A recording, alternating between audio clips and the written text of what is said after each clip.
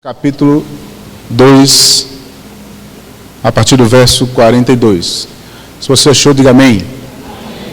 Mesmo assentados, eu vou ler, você me acompanha na leitura, que diz assim: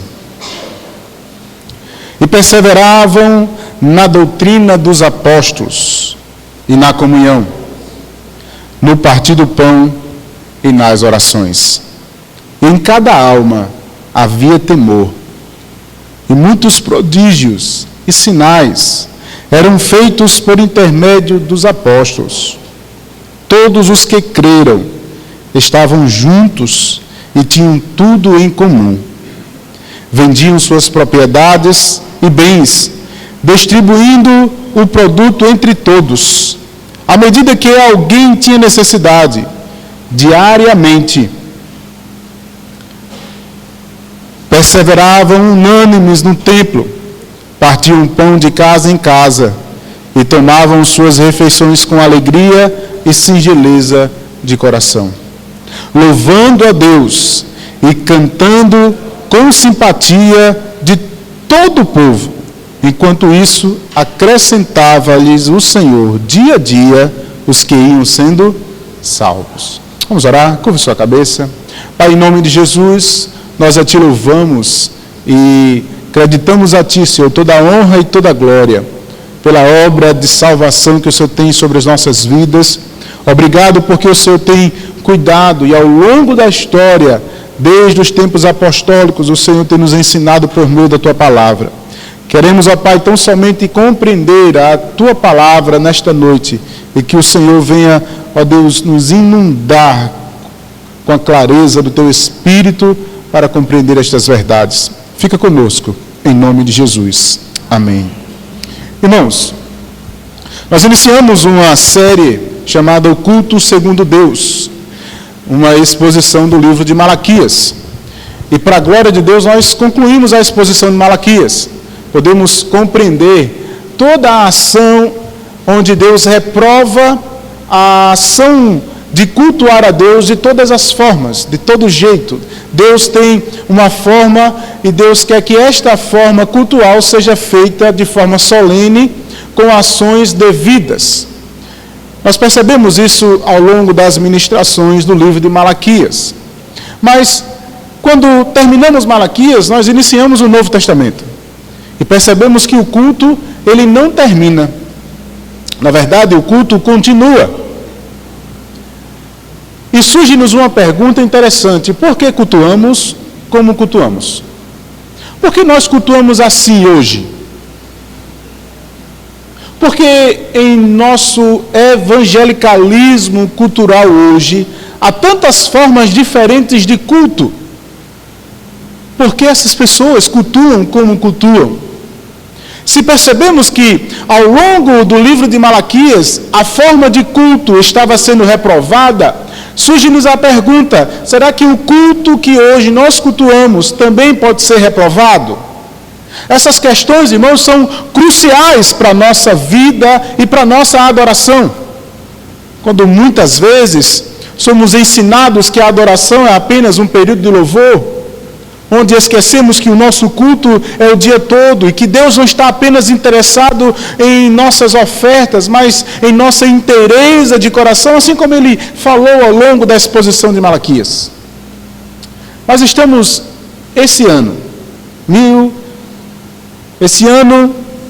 é crucial, onde completamos 500 anos de uma reforma, onde para muitos, essa reforma ficou no passado. Não se estudam mais sobre a reforma protestante. Por que nós somos protestantes? Por que nós somos o que somos? Por que deixamos de ser católicos? A religião oficial, apesar de estarmos num país laico, onde todas as religiões podem ser oferecidas com normalidade, mas de uma forma geral, nós estamos aqui. E por que somos assim? Ao pensar sobre isso, nós gostaríamos hoje de refletir dentro dessa pergunta: por que cultuamos como cultuamos, com o fim da reforma protestante para as nossas vidas hoje. Ao lembrar um pouco da nossa história, vamos entender por que somos assim. E por que influências de fora hoje têm adentrado dentro das igrejas.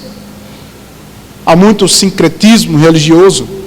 Hoje há novamente uma junção de fés, onde o ecumenismo tem aí sido escancarado e as pessoas têm olhado e visto, isso é normal, pode ser. E aí refletimos sobre isso e perguntamos, Deus aceita isso?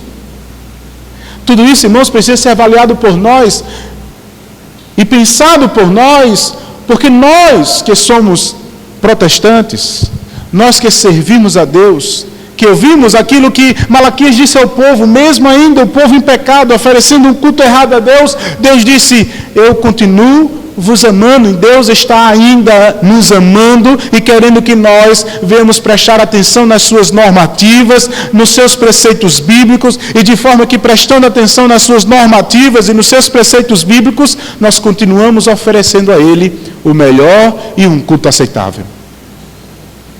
Irmãos, esse texto em especial retrata o culto. Esse texto ao qual nós lemos agora no livro de Atos, o livro de Atos é um livro especial. Ele continua a história do livro de Lucas. Lucas, ele continua mostrando que Deus continuou a fazer por meio do seu Filho, mesmo agora com o envio do Espírito Santo atuando na terra por meio dos seus apóstolos. O livro de Atos, na verdade, é o segundo livro de Lucas. É a continuação do que Deus continua a fazer por meio do seu Filho, através dos seus discípulos. Quando nós chegamos nesse momento agora, após a descida do Espírito Santo, eles agora começam a cultuar a Deus, e a forma de culto a Deus faz com que Deus, a cada vez mais, faz com que aquelas pessoas se convertam e sejam agregadas à igreja.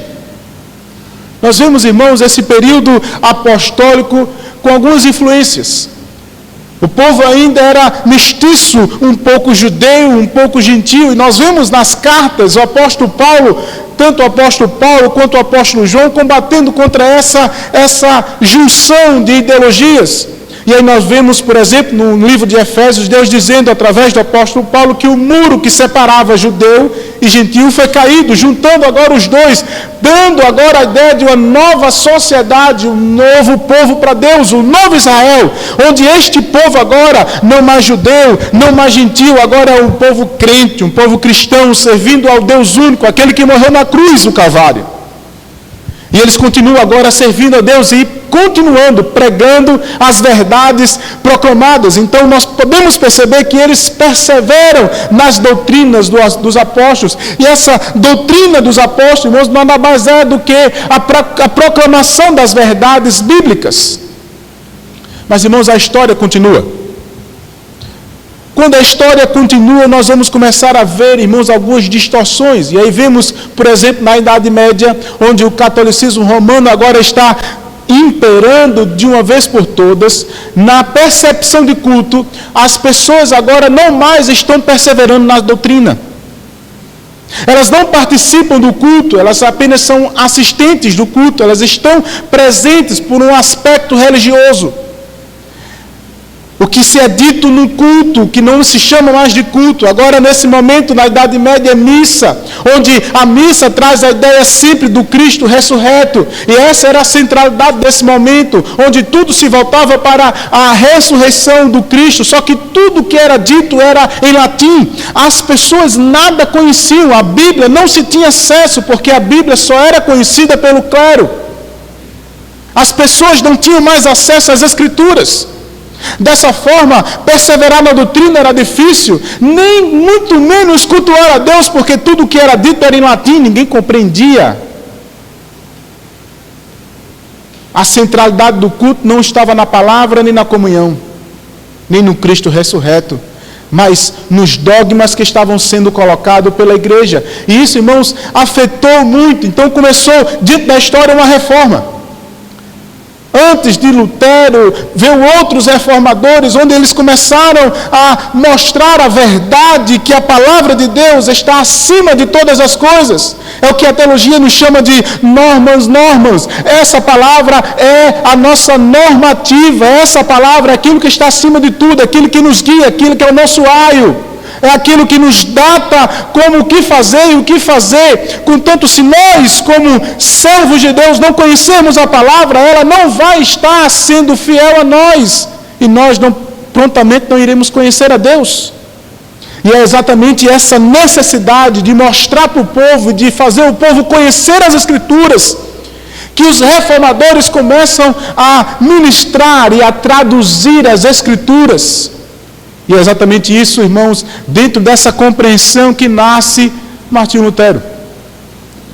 Lutero, no seu entusiasmo de combater as indulgências, de combater a heresia papal e de combater, irmãos, a ideia de que somente pela igreja há salvação, quando ele se defronta com o texto bíblico que diz: o justo viverá pela fé, ele começa a compreender que a soteriologia, a doutrina da salvação, não está mediada nem pelos sacerdotes clericais e nem pela igreja. A nossa salvação é mediada única e exclusivamente por Cristo. É por isso que nascem os solas.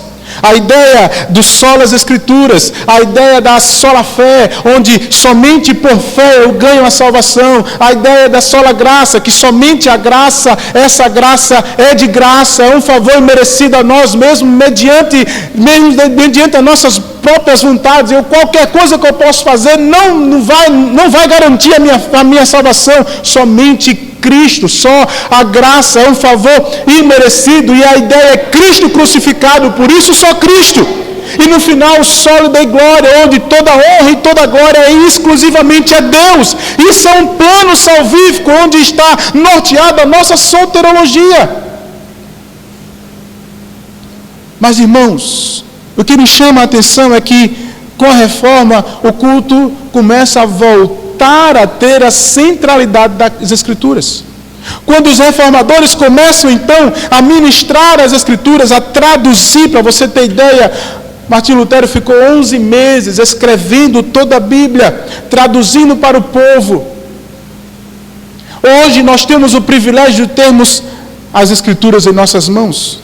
Hoje nós temos o privilégio de não sermos perseguidos, porque nós estamos em um país em que essa exposição é permitida.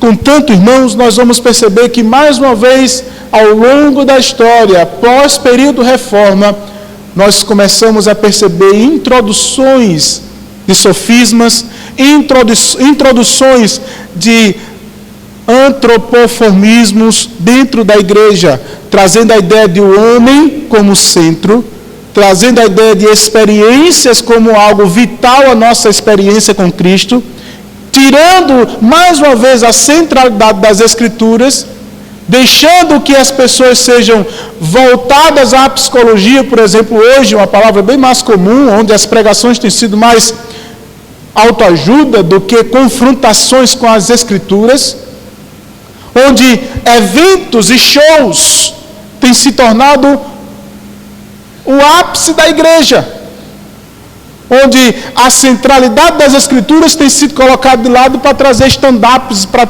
as pessoas terem vontade de rir.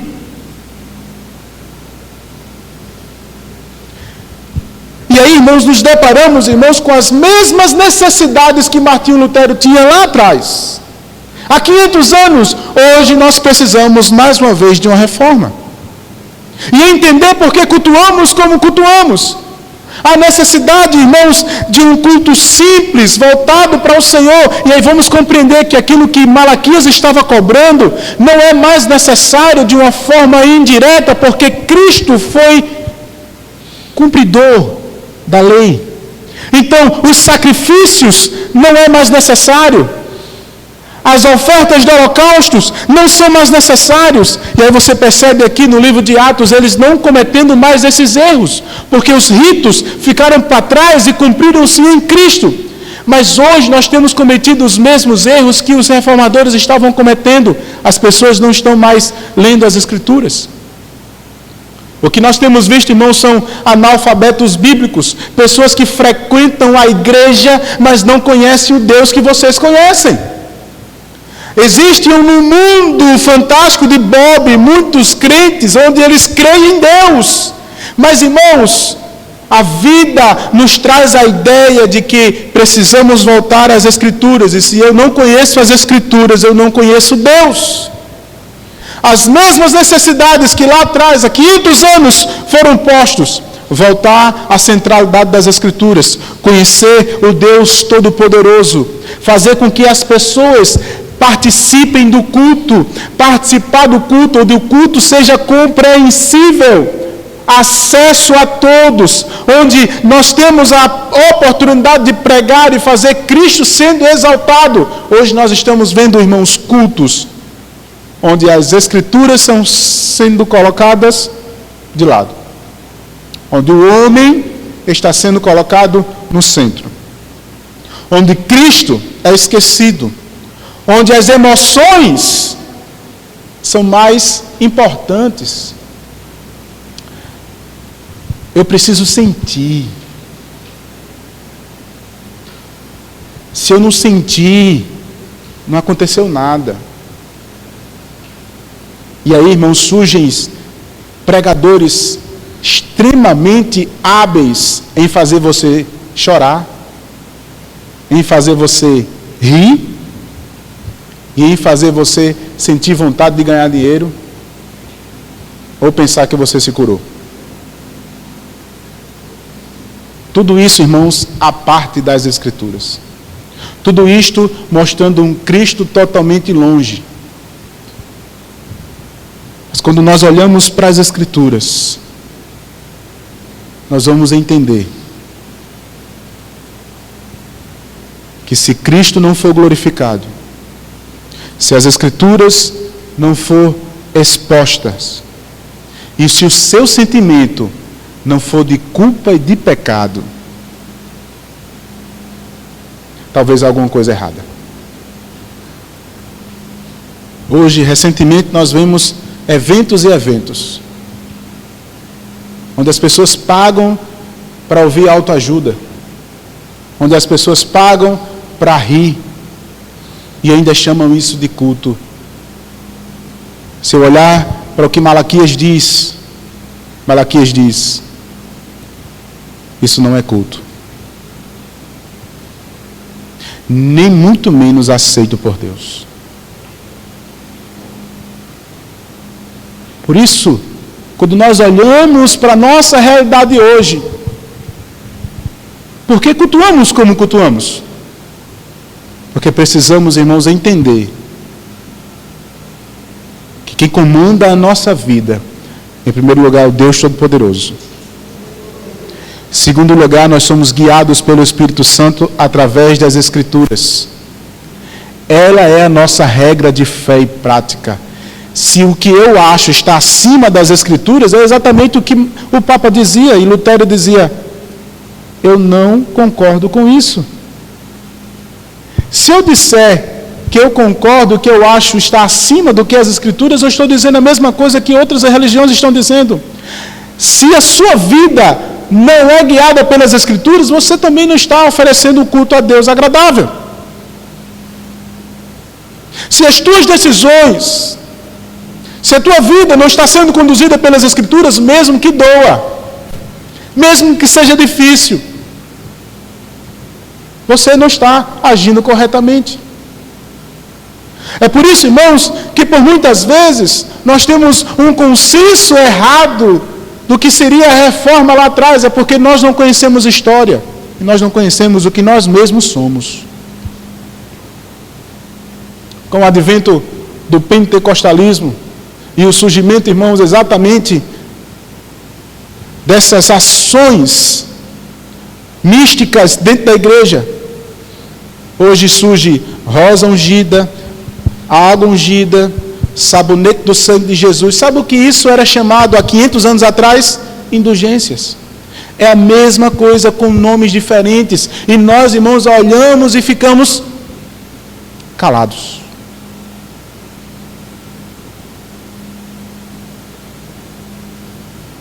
Concordamos por muitas vezes. Batemos palmas às vezes. Achamos corretos. Deus nos conclama, irmãos, a compreendermos quem Ele é e sermos guiados pelas suas Escrituras. Por isso, chamando a sua atenção para esse texto, eu gostaria de perceber o que é que o texto diz. Esse texto diz, em primeiro lugar, perseveravam na doutrina dos apóstolos e na comunhão e no partir do pão. Essas três coisas norteiam a vida cristã e o nosso culto. A centralidade das Escrituras, a comunhão entre os irmãos e o exercício dos sacramentos, e isso são pontos vitais que não podem deixar de existir. Tem que ser, irmãos, centrais. Cristo tem que ser central em nosso culto. Ele precisa ser glorificado. A cruz precisa, irmãos, ser revelada para nós. Nós precisamos olhar para Cristo e perceber que Ele fez em nosso lugar. Ele morreu por mim e por você. Ele pagou um alto preço por mim e por você. Nós não podemos esquecer dessas verdades. Se pensarmos apenas na nossa vida aqui e agora, se pensarmos na nossa vida apenas nesse momento, com as nossas emoções, nós vamos esquecer do que Cristo fez no passado por mim e por você. E Deus quer que nós lembremos. E ao lembrar do sacrifício de Cristo, eu me converto. Ao lembrar do sacrifício de Cristo, eu me convenço de que miserável sou. E nada fiz para ganhar tão grande sacrifício. Quem somos nós? Pecadores, condenados ao inferno, essa é a grande realidade. Mas por muitas vezes, quando nós nos esquecemos da cruz, olhamos para nós e dizemos assim: olha como eu sou grande coisa. Mas como disse agora de Carson, não há ninguém que chegará diante de Deus e dizer assim: olha, eu fiz muita coisa. Ninguém, porque o que somos e o que conquistamos foi mediante a graça salvadora de Cristo em nossas vidas. Mas o que me chama a atenção e me entristece, irmãos, é porque nós somos influenciados. Somos tão influenciados, irmãos, pela teologia errada.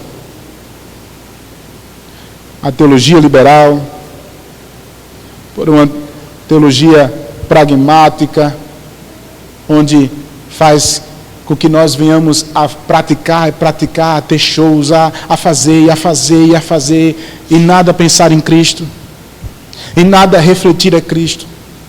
Ou então, as experiências que nós buscamos, aí nós queremos não mais o Cristo nos guiando nossas decisões, nos fazendo pedir perdão pelos nossos pecados, mas a sentir algo. É como se nós vamos alcançar e sentir tão santo, tão mais próximo de Deus, que nós vamos alcançar algo êxtase tão grande que nada pode ser comparado. Irmãos, isso é espiritismo puro, desculpe dizer para você.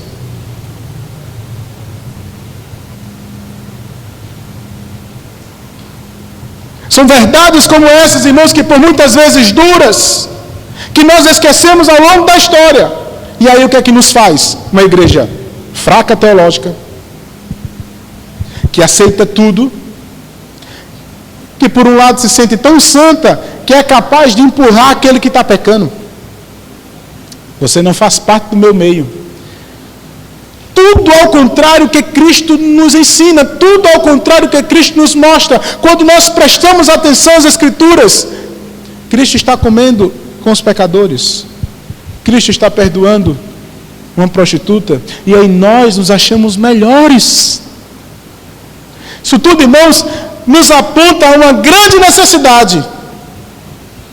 Nós precisamos as mesmas coisas que há 500 anos atrás Lutero deu a sua vida. Não apenas Lutero, mas tantos outros. Para que possamos hoje ter a liberdade de cultuar, ter a liberdade de ter as Escrituras, podermos ler essa palavra. Nós temos muito mais liberdade para tantas coisas e que nós perdemos essas oportunidades por não compreender as Escrituras.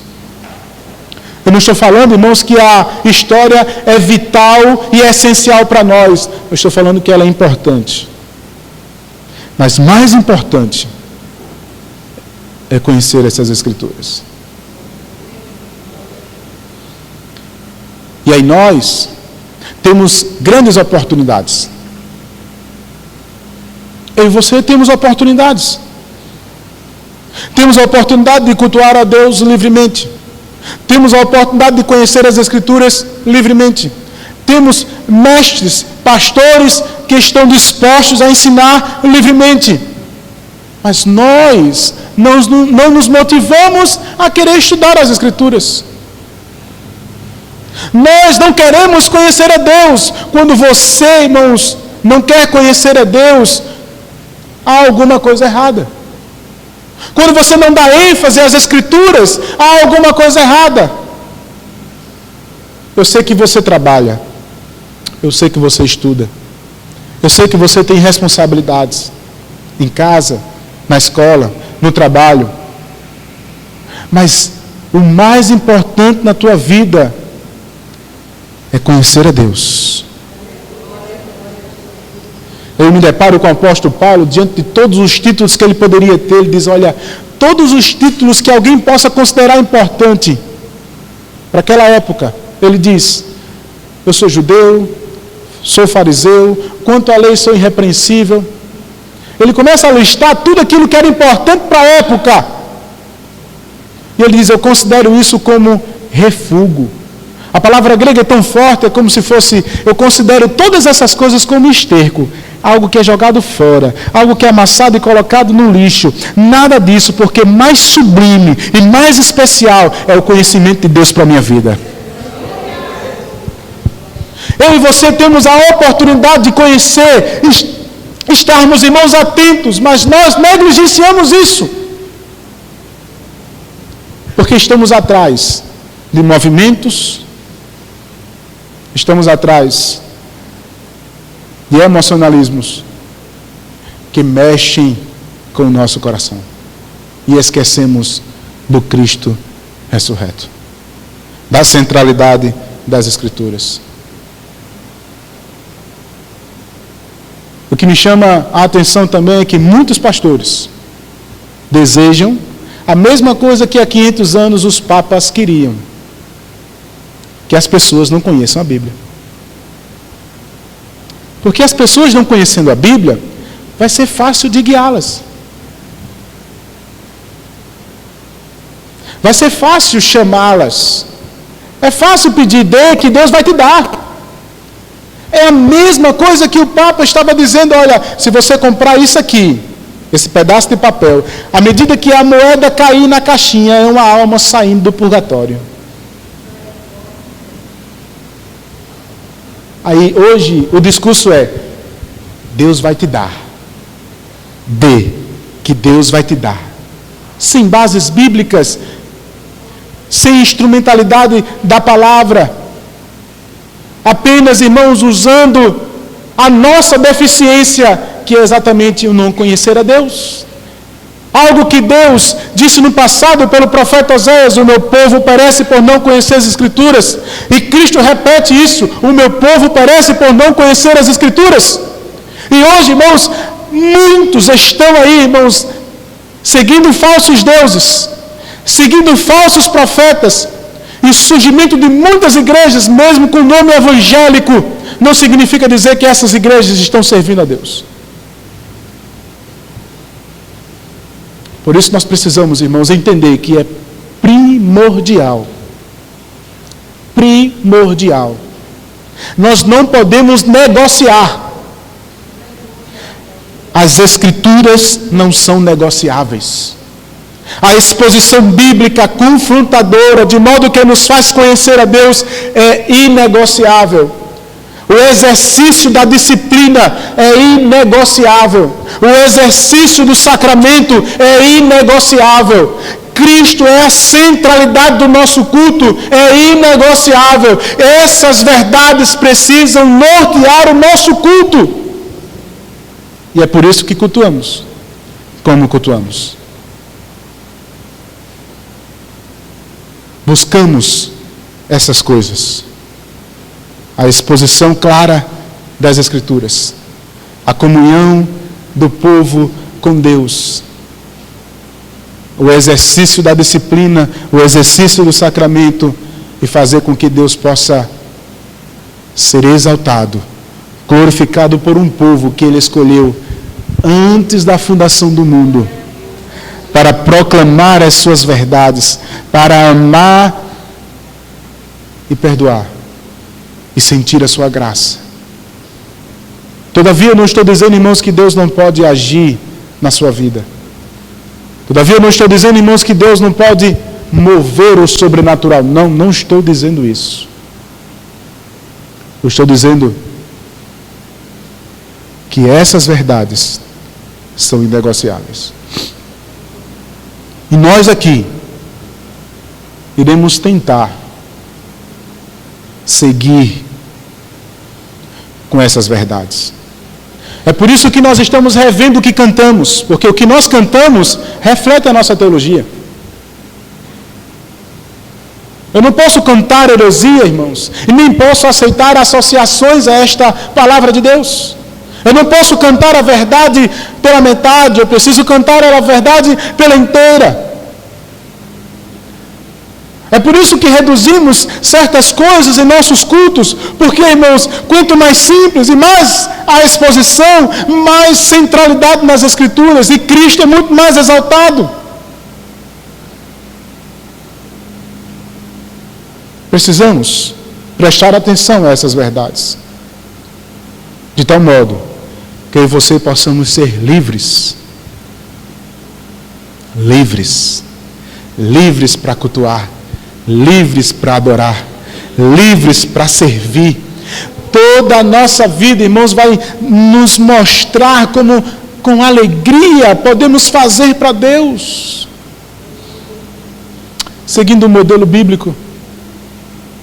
Por isso, irmãos, que estamos promovendo agora relacionamentos mais íntimos na igreja.